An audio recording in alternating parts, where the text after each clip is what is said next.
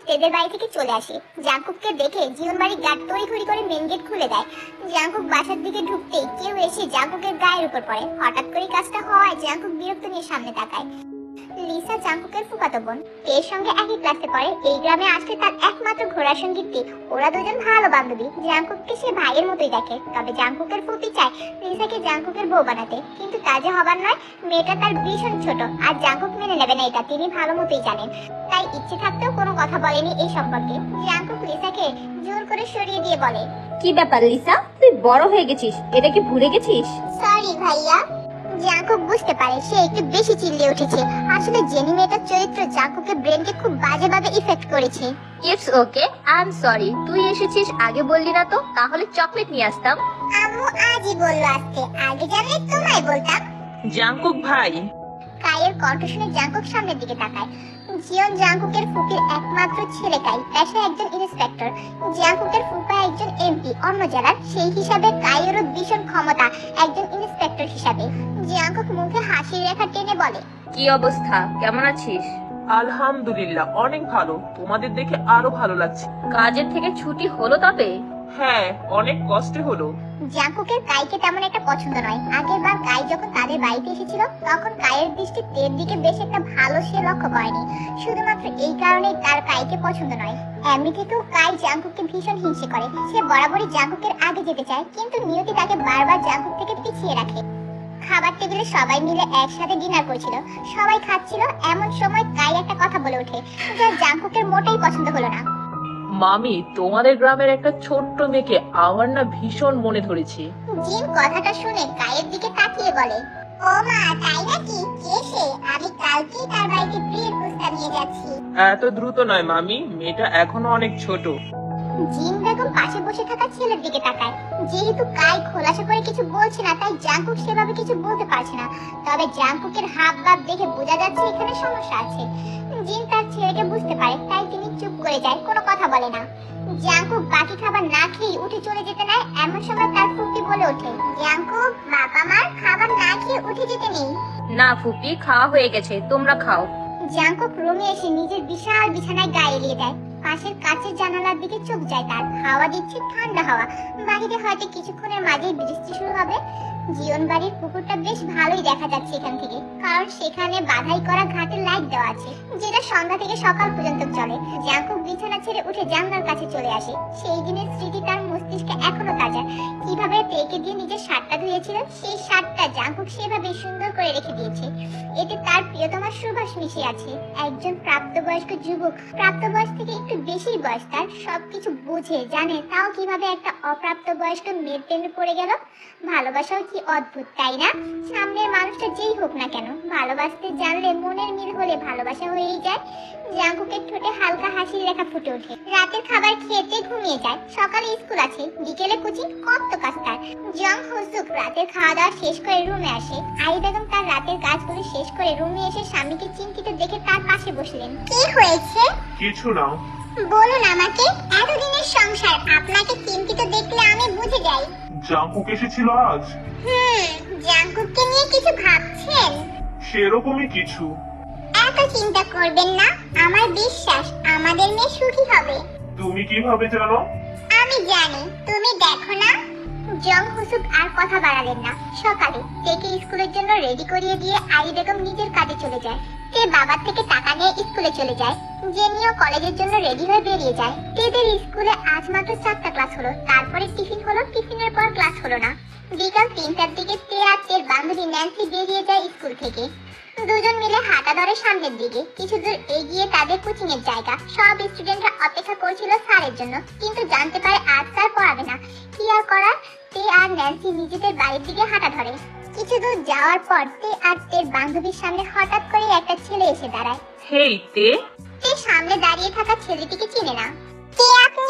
তোমার শুভাকাঙ্ক্ষী। বললেই হলো, রাস্তা ছাড়ুন, নাইলে আব্বারে বলে দিব। এত আব্বার ভয় দাও কেন? জানো আমি একজন ইন্সপেক্টর। আইসে, আমার আব্বা সবথেকে শক্তিশালী। কিছু জানেন না আপনি, রাস্তা ছাড়েন। তে, তোমার আব্বা কি আমাকে ব্যাট দিয়ে মারবে নাকি? কথাটা শুনে তে আর ন্যান্সি ঠিক করে হেসে দেয়। শুনেন ভাই, মারলে ভালোই হবে, এখন পথ ছাড়েন। ন্যান্সির কথা শেষ হতে না হতেই পেছন থেকে কেউ তের কোমর জড়িয়ে নিজের কাছে নিয়ে যায়। তে জানে এই গ্রানটা কার। তে পেছনে ফিরে এক সুদর্শন জাংকুককে আবিষ্কার করে। কি অদ্ভুত সুন্দর দেখাচ্ছে। কেন দেখাবে এত সুন্দর তাকে? ছেলেদের এত সুন্দর হতে নেই। তে তার নিজের জগতেই ছিল। এমন সময় কোমরে টান পড়ে। তে নিজের জগৎ থেকে ফিরে আসে। কি হয়েছে? গাড়িতে ওঠ। দ্বিতীয় আর কোনো কথা বলতে না দিয়ে জাংকুক তেকে নিয়ে গাড়িতে উঠে পড়ে। গাড়িটা যতক্ষণ না পর্যন্ত চোখের আড়াল হলো, গাড়ি ততটা সময় পর্যন্ত তাকিয়ে রইল। আবারও কিভাবে জিতে যাবে জাংকুক ভাই? পারবে না জিততে, দেব না আমি। আমরা কোথায় যাচ্ছি? আব্বা জানলে আমার পা কেটে রেখে দেবে। আল্লাহ, আপনি গাড়ি থামান, আমি বাড়ি যাব। চুপ থাক, না হলে চলন্ত গাড়ি থেকে ধাক্কা মেরে ফেলে দেবো। এক ধাক্কায় পরপারে চলে যাবি। বললেই হলো নাকি আমি যাব না? থামান গাড়ি। কে শুনে কার কথা? গাড়ি চলছে এক অসীম ফুল, দেখতে ভীষণ সুন্দর। রাস্তার দুধারে কৃষ্ণচূড়া ফুটে আছে, যা এখনো তাজা রয়েছে। এই গাড়ি জানলা দিয়ে বাইরে তাকিয়ে রয়েছে। কি অপরূপ দেখতে। তে কখনো আসি নাই এখানে। এটা তাদের গ্রামের পিছনের দিকে। এইদিকে আছে নদী। তের কখনো আসা হয়নি এখানে। বাইরে বেশ সন্ধ্যা সন্ধ্যা ভাব হয়েছে। তে বেশক্ষণ বাইরের দৃশ্য উপভোগ করছিল, কিন্তু হঠাৎ করে তার মনে পড়ে যায় তার সিচুয়েশনটা কি। দাঁড়ান দাঁড়ান প্লিজ, আমি বাড়ি যাব। আব্বা মেরে ফেলবে আমাকে। প্লিজ বাড়ি দিয়ে আসুন। কে শুনে কার কথা? তে এবার রেগে যায়। জাংকুকের হাতে একটা কামড় বসিয়ে দেয়। জাংকুক জোরে ব্রেক করে গাড়িতে। তে সামনের দিকে ঝুঁকে পড়ে। জাংকুকের ওই রাগান্বিত চোখ দেখে তে এবার ভয় পেয়ে যায়। ফর্সা বলিষ্ঠ হাতের ছোট্ট ছোট্ট দাঁতের কি সুন্দর দাগ হয়ে গেছে। বাহ, তোর দাঁতের আকার তো বেশ সুন্দর। আমার এখানে নয়, আরো গভীরে এই আর্টগুলো ছাপা লাগবে। ছেপে দিবি? তে বেচারি ভয় পেয়ে যায়। জাংকুক এবার সিট বেল্ট খুলে তের ঘাড় ধরে নিজের দিকে এগিয়ে আনে। কিছু দিলে কিছু নিতে হয় তে। কথাটা বলে জাংকুক তের জামাটা বুকের থেকে কিছুটা নামিয়ে জোরে একটা কামড় বসিয়ে দেয়। আহ! তের চিৎকার শুনে আশেপাশের পাখিগুলো সব গাছ থেকে উড়ে যাওয়ার উপক্রম। জাংকুক মাথা উঠিয়ে তের দিকে তাকায়। তের শরীরের এই মিষ্টি গ্রাম জাংকুককে বাধ্য করে তের কাছে যেতে। জাংকুক সিট বেল্ট লাগিয়ে আবারও গাড়ি চালানো শুরু করে। তে এবার কিছু বলে না। সে আর কতটুকু কামড়েছে? জাংকুকের কামড় থেকে রক্ত বের হচ্ছে। তে মুখ ফুলিয়ে বসে আছে। জাংকুক পারলে এখনই দুটো চুমু দেয় ওই ফুলো মুখ দেখে, কিন্তু সে আর দেখে রাগাতে চায় না। এমনি থেকেও রেগে অ্যাটম বুম হয়ে আছে, কখন জানি আবার ফেটে যায়। কিছুক্ষণ পর গাড়ি এসে থামে নদীর পাড়ে একটা বাড়িতে। বাড়িটা বেশ সুন্দর, খুব আহামরি নয়। নদীর প্রবল বাতাস বাঁশ আর টিনের তৈরি বাড়িটাকে আরো সুন্দর বানিয়ে তুলেছে। কাঠের মেঝে, পাশের দেয়াল, উপরে টিন, চারদিকে গাছপালা। বাড়িটায় লতানো ফুল গাছ দিয়ে ভরা। সময়টা তখন সন্ধ্যার আজান দেওয়া হয়ে গেছে। তে এবার কাঁদো কাঁদো কণ্ঠে বলে ওঠে, আব্বা মেরেই ফেলবে আজকে বাড়িতে গেলে। আল্লাহ, আমি কি করব? এই লোকটা, কথা শুনুন, আমাকে বাড়িতে দিয়ে আসুন দয়া করে। আব্বা আমারে মাইরে পুঁতে দিবে মাটিতে। তের কান্না দেখে জাংকুকের ভীষণ হাসি পাচ্ছে। গম্ভীর বুতুম পেঁচার মতন এই মানুষটাও হাসতে জানে। জাংকুক তের হাত ধরে ওকে টেনে বাড়ির ভিতরে নিয়ে আসে। তেকে একটা খাটে বসিয়ে নিজে ওয়াশরুমে চলে যায়। কি মানুষ দেখেছো? কিরকম মানুষ? আব্বা সত্যি মেরে ফেলবে আমাকে। আম্মা তো আমার চুল সব ছিঁড়ে ফেলবে। ঝাঁটার বাড়ি সব পিছে পড়বে।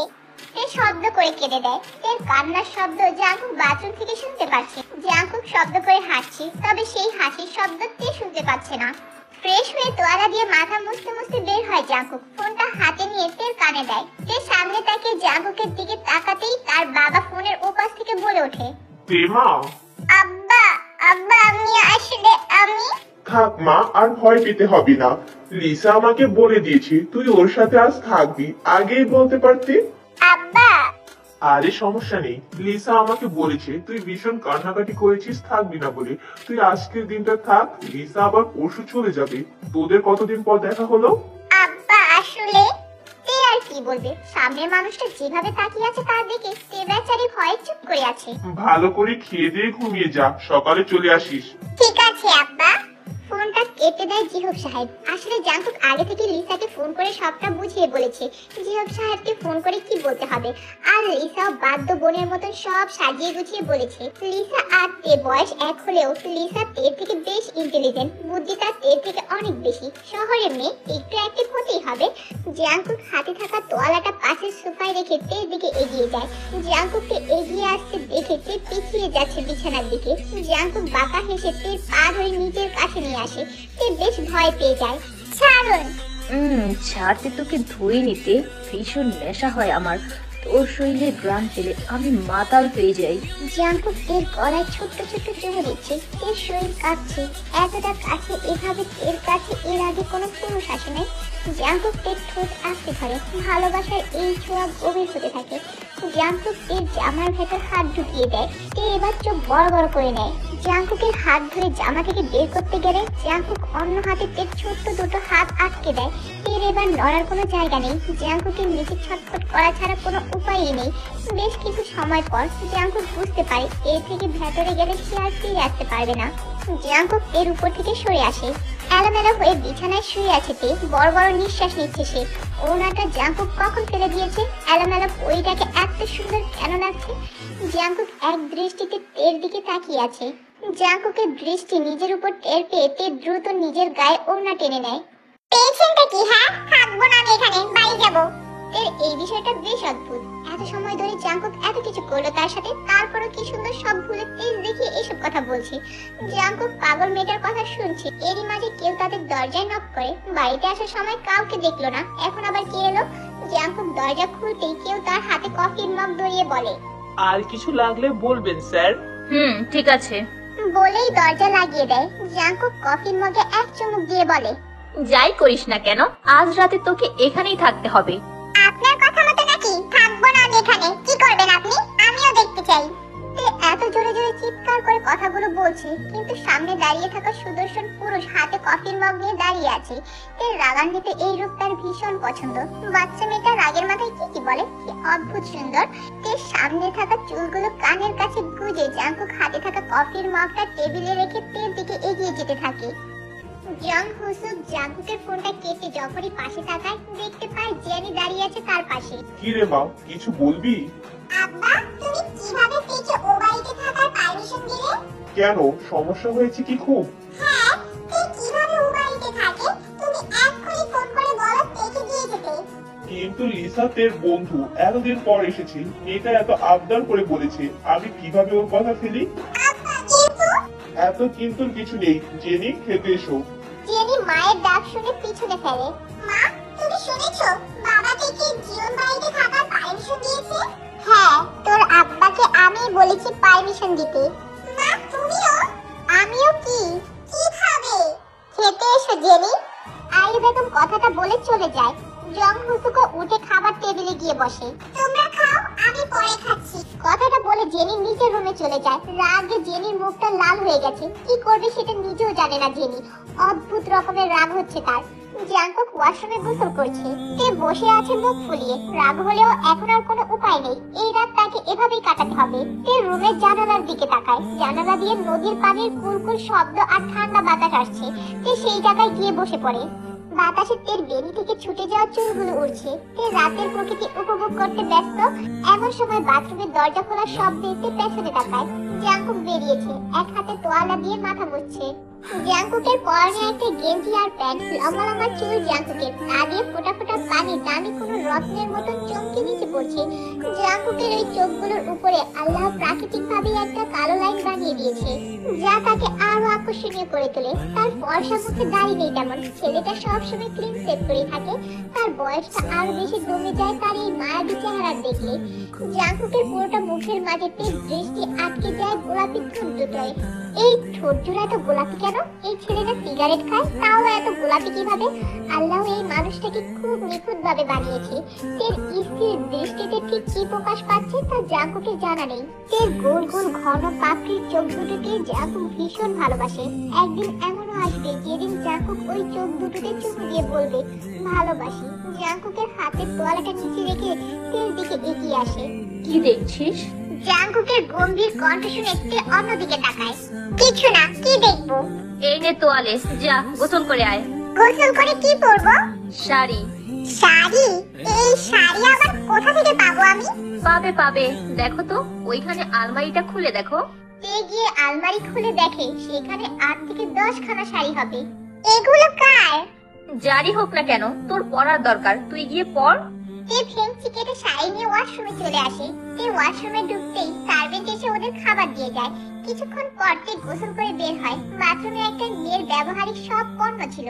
তে শাড়ির আঁচল উঠাতে উঠাতে জাংকুকের কাছে জিজ্ঞাসা করে, জাংকুক ভাই এখানে কারা থাকে? কেন? এখানে সবকিছু আছে তাই জিজ্ঞাসা করলাম। কেউ থাকে না, তবে মাঝে মাঝে আমার মন খারাপ থাকলে এখানে আসি। তখন কি আপনার সাথে মেয়েরাও থাকে? কেন বলতো? না মানে মেয়েদের সবকিছু আছে এখানে তাই। তুই তো দেখি সব ভালোই পর্যবেক্ষণ করেছিস তে। ওই আর কি টুকটাক। এখন তোর এই ছোট্ট মস্তিষ্কটাকে একটু শান্তি দে, এসে খেয়ে নে। এই সোফায় বসে জাংকুকের দেওয়া খাবারগুলো খেয়ে নেয়। ছোট্ট থেকে শাড়িটা এত সুন্দর লাগছে কেন? আচ্ছা শখের নারীকে কি শাড়ি পরলে অনেক ভালো লাগে? জাংকুক মন ভরে দেখছে তার ছোট্ট থেকে। মেয়েটা সত্যি অদ্ভুত সুন্দর। তবে তার এই সৌন্দর্য শুধু তার জন্য, অন্য কারোর জন্য নয়। এর খাওয়া শেষ হয়ে গেলে জাংকুক প্লেটগুলো নিয়ে বাহিরে চলে যায়। তে বিছানায় এক কোণায় শুয়ে পড়ে, চোখ বন্ধ হয়ে আসছে তার। এমনিতেও রাত 11টা বাজে। এত সময় বাসায় থাকলে তে ঘুমিয়ে যেত। জাংকুক রুমে এসে তেকে ঘুমাতে দেখে নিজে সোফায় শুয়ে পড়ে। পলকহীন ভাবে ঘুমন্ত তের দিকে তাকিয়ে আছে জাংকুক। এত সুন্দর কেন সে? কি আছে ওই মায়াবী মুখে? এত সুন্দর লাগতে হয় বুঝি? জাংকুক ফোন বের করে বেশ কিছু ছবি রেখে দেয় মায়াবিনীর। তারপর নিজেও ঘুমিয়ে যায় জীবন বাড়িতে। কাই গ্রামের প্রায় সব জায়গায় পর্যবেক্ষণ করে রাত 10টায় বাড়িতে ফিরে। সবাই মিলে তারা ডিনার করছে। ডিনার টেবিলে জাংকুককে না দেখতে পেয়ে কায়ের ভীষণ রাগ হচ্ছে। জাংকুক যে তেকে নিয়ে গেল ওর সামনে দিয়ে, তাহলে কি এরা একসাথে আছে? না না, এটা সে কি ভাবছে? জাংকুক হয়তো কোনো কাজে আছে। খাবার সামনে রেখে কাই এসে ভাবছিল। এমন সময় মিসেস জিন কাইকে খেতে না দেখে প্রশ্ন করেন, কাই বাবা খাচ্ছিস না কেন? মামি, জাংকুক ভাই কোথায়? জাংকুক আছে হয়তো কোনো কাজে, কত রাতে তো বাড়িতে ফিরে না। তোমাকে কিছু বলে না? বলে তো, আজ তো ফোন করে বললো ওর কাজ আছে, আসতে পারবে না। কোথায় আছে বলেছে? না তা বলেনি। কেন বলতো? জাংকুককে দরকার তোর? না আসলে তা না, এমনি। মাঝরাতে অনেক ঠান্ডা লাগায় তের ঘুমটা ভেঙে যায়। আশেপাশে কোনো চাদর বা কাঁথা খুঁজে পাচ্ছে না তে। তে বিছানা থেকে উঠে পাশে তাকায়। জাংকুকের ঘুমন্ত মুখটা দেখে তে সেদিকে তাকিয়ে থাকে। কিছুক্ষণ পরে তের মাথায় একটা দুষ্ট বুদ্ধি আসে। কিন্তু বুদ্ধিটাকে সফল করার আগে তাকে জানালাগুলো বন্ধ করতে হবে। খুব ঠান্ডা হাওয়া আসছে। তে জানালাগুলো বন্ধ করে গুটি গুটি পায়ে জাংকুকের সামনে এসে বসে। টেবিল থেকে কালো মার্কার নিয়ে জাংকুকের মুখে সুন্দর করে আঁকাঝোঁকা করে তে। জাংকুকের ওই ফানি মুখটা দেখে তে নিজে থেকেই হাসতে হাসতে খুন হয়ে যাচ্ছে। সারাটা রাত এদিক আর ওদিক করে কাটিয়েছে জানি। ঘুম যেন তার ওই দু চোখে ছুতে পায়নি একটা বারের জন্য। তে ও বাড়িতে কি করছে শুধু এপাশ আর ওপাশ করে সেটাই ভাবছিল। জেনি এবার বিছানা ছেড়ে উঠে বাইরে চলে আসে। রান্নার ঘর থেকে পানি খেয়ে বাইরের দিকে আসতে গেলে জিহপের মুখোমুখি হয় জেনি। বাবা তুমি হঠাৎ করে ভয় পাইয়ে দিলে। কি ব্যাপার জেনি, ঘুমাওনি কেন মা? ঘুমিয়েছিলাম বাবা, হঠাৎ ভেঙে গেল। মনে হচ্ছে ভীষণ চিন্তায় আছো। না বাবা সেরকম কিছুই না। এদিকে আসো, আমার সাথে এসো। জেনি ভ্রু কুঁচকে বাবার সাথে এগিয়ে যায়। যে হোক জেনিকে নিয়ে সোফায় বসেন। শোনো মা, আমি তোমায় আজ একটা কথা বলতে চাই। কি কথা বাবা? জীবন বাড়িতে তের যাওয়া আসাটা স্বাভাবিক বলে মেনে নিতে হবে। আমি জানি তোমার মনের মাঝে অনেক প্রকার প্রশ্ন বা চিন্তার কারণে তুমি ঘুমাতে পারোনি। তেমন কিছু না বাবা। আমার কথা শেষ হতে দাও। জি বাবা। আমি তোমায় আজ কিছুই বলবো না, শুধু একটাই অনুরোধ, কোনো প্রকার ঝামেলা আমি তোমার জন্য তের জীবনে চাই না মা। তে তোমার বোন, আশা করি তোমাদের মাঝে কিছুর জন্য কোনো প্রকার দ্বন্দ্ব হবে না। আমি বেঁচে থাকতে আমার কোনো মেয়েকে কিছুর জন্য ঝামেলা করতে দেখতে পারবো না। চালাক বিচক্ষণ জং হুসুক কথাগুলো বলেই সেখান থেকে উঠে রুমে চলে গেল। এমন নয় জেনি কিছু বোঝে না, সে ভালোই বুঝতে পেরেছে বাবা তাকে কি বুঝিয়েছে। কিন্তু তারপরেও জেনির মনে বাবার এই কথায় হিংস্রতা কেমন বৃদ্ধি পেল। জেনি রুমে গিয়ে শুয়ে পড়ল। জাংকুকের মুখ দেখে হাসতে হাসতে যখন খুন, তখন শক্ত দুটো হাত দেখে টেনে নিজের বুকের উপর ফেলে। ঘটনাচক্রে তে ভয় পেয়ে চোখ বন্ধ করে নেয়। কি করছিলি? কিছু না। কিছু তো করলি মাত্র, কি করলি জলদি বল। বিশ্বাস করুন কিছু করিনি। জাংকুক থেকে ঝাপটে ধরে সোফার উপরেই আবার চোখ বন্ধ করে নেয়। আর কি করছেন? এভাবে নড়াচড়া করা যাবে না। আমাকে ছাড়ুন, ছাড়ুন আমাকে। এখানে কে এসেছে, তুই নাকি আমি? আমি। তাহলে এবার চুপচাপ ঘুমা। না ছাড়ুন, আমার দম বন্ধ হয়ে গেল। আপনি এত শক্ত কেন? জাঙ্কুক চোখ খুলে তের দিকে তাকায়। জাঙ্কুকের চেহারা এইসব আঁকিবুকি দেখে তের হাসি মোটেই বাদ মানছে না। তে শব্দ করে হেসে দেয়। তের হাসির শব্দ আর ওই মায়াবী মুখখানা দেখে সেই দিকে স্থির নয়নে তাকিয়ে আছে জাঙ্কুক। জাঙ্কুক এবার উঠে ছোট্ট তেকে পাজা কোলে তুলে নেয়। কি হলো এটা? জাঙ্কুক তের কথার উত্তর না দিয়ে আয়নার সামনে গিয়ে দাঁড়ায়। নিজের চেহারার এমন অবস্থা দেখে জাঙ্কুক অবাক হয়ে যায়। কত বড় সাহস এই মেয়ে! তে এখনো জাঙ্কুকের পাজা কোলেই আছে। কি করেছিস এটা? এঁকেছি। জাঙ্কুক ভ্রু কুঁচকে তের দিকে তাকায়। দাঁড়া তুই। জাঙ্কুক তেকে বিছানায় ফেলে তের পেটে কাতুকুতু দিতে থাকে। ছাড়ুন, ছাড়ুন, আমার অনেক সুরসুরি লাগছে, ছাড়ুন। এরকম আর করবি? না, আর করবো না, ছাড়ুন প্লিজ। আল্লাহ, এমন কেউ করে মরে যেতাম। জাঙ্কুক তেকে জড়িয়ে শুয়ে পড়ে। মুখ ধুবেন না? না, ঘুমা। সে আর কিছু বলে না, ওভাবেই ঘুমিয়ে যায়। ভোরের আলো আকাশে দেখা মিলতেই জাঙ্কুকের ঘুম ভেঙে যায়। যেখানে তারা এই মুহূর্তে আছে, এখান থেকে গ্রামে পৌঁছাতে প্রায় 2 ঘন্টা লাগবে। জাঙ্কুকের খুব ভালো ঘুমের কারণ হলো তে। তার বুকের সবটা অংশ জুড়ে যখন তের ছোট্ট শরীরটা বিরাজ করে, তখন এক রাজ্যের শান্তির ঘুম জাঙ্কুকের চোখে কোথা থেকে ছুটে চলে আসে। তবে এখন আর ঘুমালে চলবে না। জাঙ্কুক তাই বিছানা থেকে ওঠে, ফ্রেশ হয়ে বাড়ির কেয়ারটেকারকে ফোন করে। কিছুক্ষণ পর লোকটা খাবার দিয়ে যায়। জাঙ্কুক খাবারগুলো টেবিলে রেখে তের কাছে চলে আসে। পরম আদরে তের মাথায় হাত বুলিয়ে দেয়। তে তে মা, আজকে ছুটি, আর ঘুমাবো। তে ওঠ, বাড়িতে যেতে হবে। জাঙ্কুকের কণ্ঠ শুনে তে চোখ খুলে তাকায়। জাঙ্কুককে নিজের সামনে দেখে তে বিছানা থেকে উঠে বসে। যা, একটা 3 পিস পরিস। ঠিক আছে। তে উঠে গোসল করে নেয়। সকাল সকাল ঠান্ডা পানি বেশ ভালোই লাগলো তে। তে ভেজা চুলে তোয়ালে পেঁচিয়ে রুমে আসে। কি রে, গোসল কেন করলি? কেন, সমস্যা? গোসল করার মতো তো কিছুই করলাম না। আজব তো, গোসল করতে কি কোনো অন্তর মন্তর করা লাগে? জাঙ্কুক দুষ্টু হাসে। তে মেয়েটা তাও বুঝতে পারে না। আয়, খেতে বস। তে জাঙ্কুকের পাশে বসে খাওয়া শুরু করে। খাওয়া শেষে জাঙ্কুক তেকে নিয়ে বেরিয়ে যায়। আসার সময় এত ভয় আর আতঙ্ক ছিল, তে একটুও খেয়াল করেনি বাহিরের পরিবেশটা। কিন্তু এখন খুব ভালো লাগছে। তের মনটা ভীষণ ফুরফুরে হয়ে আছে। জাঙ্কুকে তা দেখে কেমন সুখ সুখ লাগে। সে তার শখের নারীকে এভাবে ভালোবেসে আগলে রাখতে চায় এবং এভাবেই ভালোবাসা দিতে চায়। তের চোখের এক বিন্দু পানিও জাঙ্কুকের হৃদয়কে চূর্ণ বিচূর্ণ করে দেয়। জাঙ্কুক তের বাড়ির কিছু দূরে গাড়ি থামায়। যা, বাড়িতে যা।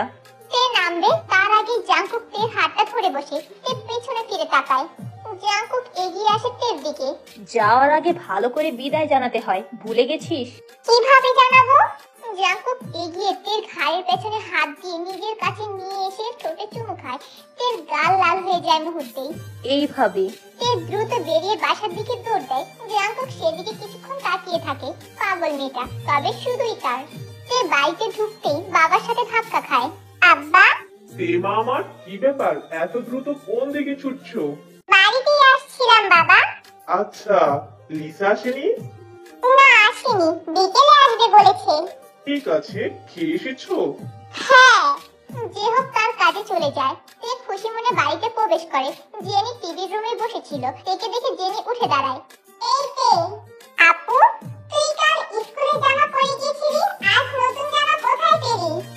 নতুন জামা কোথায় পেলাম জানি না, মানে কি? আই বেগম পেছন থেকে বলে ওঠেন, হয়তো লিসা। মায়ের কথায় মাথায় বুদ্ধি আসে। আসলে তে মিথ্যা বলে না কখনো। হ্যাঁ, এটা লিসার, আমি ভুলেই গেছিলাম। আজব তো। আজবের কি আছে আপু, আমি যাই ঘরে। তে ঘরে চলে আসে। বিছানায় শুয়ে জাঙ্কুকের কথাই ভাবতে থাকে। আগে কখনো এমন হয়নি। জাঙ্কুকের চেহারাটা বারবার তের চোখের সামনে ভেসে আসে। তে মুখ লুকিয়ে নেয় লজ্জায়।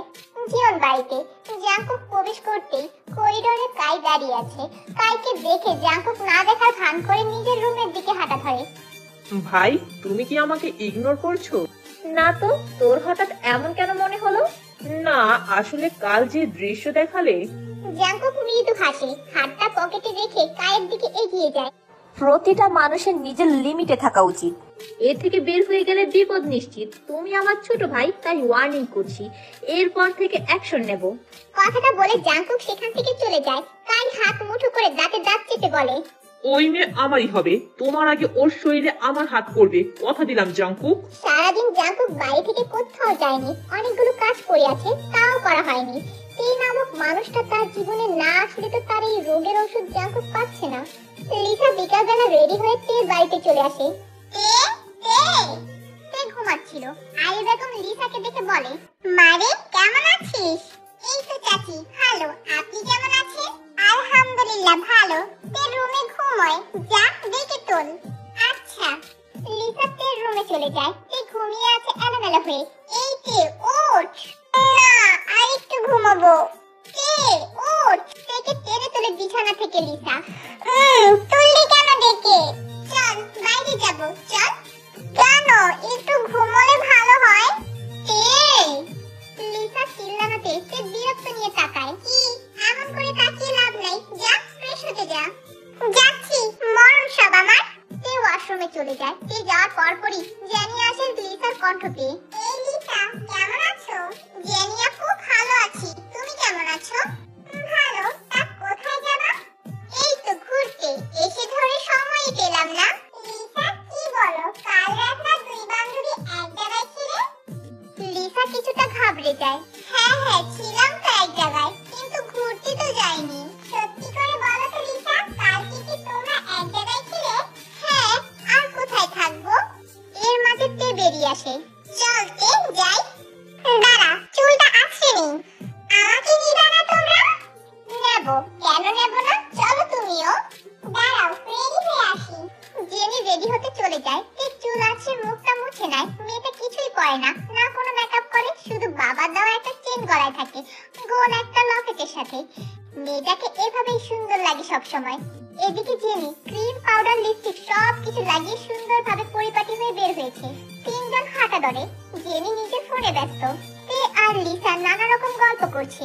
জেনি আপু, বলো লিসা। চলো মামা বাসার দিকে যাই।